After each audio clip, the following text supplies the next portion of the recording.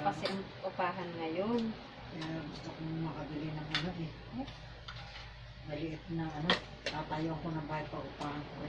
Maliit na lote. Oo, lote. Opo. Ano ba yun? Kakay bumili niyan dyan lang sa may Sa simbahan. Senyor Pedro po. Sa amin, sa amin po, merong ano, Harapan ng bahay nila. malapit. Sabi ko siguro naiinig si Lisa kaya ko. Kasi nga po, uwi na ako sa Laguna. Kaya nagyaya ako na magkainan tayo dito. Kasi wala naman yung sa mga anak. Ayun lang. Mahirap mahagilap po sa nanyo. Mhm. Kaya kanina kumakain ako, hindi ko na tinatawag eh. Tama na po yan. Kasi baka ano eh. Konti baka na lang po. Baka naglalaro na naman. Okay na yan. Sa akin na lang po ito.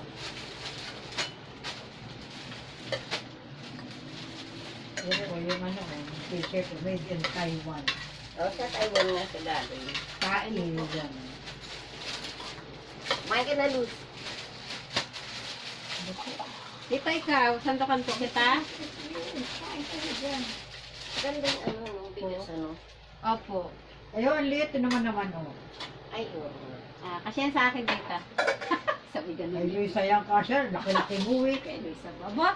Payat na kayo ako, tita. Alam mo ha.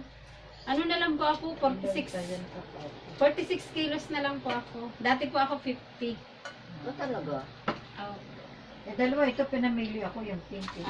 Tita, kain na po. Sige, sige. Kumain ka na kasi naka-video ka. Nakalido pala ako dun. Ang bilis pa man din niya tita kumain. Sino ba? Si Vincent.